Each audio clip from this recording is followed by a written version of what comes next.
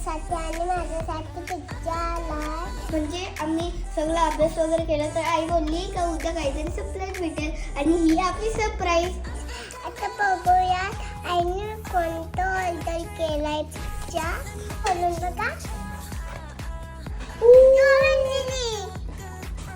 नाही व्हॉल्केनो पिझ्झा. तर हा पिझ्झा आहे व्हॉल्केनो पिझ्झा. तर बघूयात आता टेस्ट करून.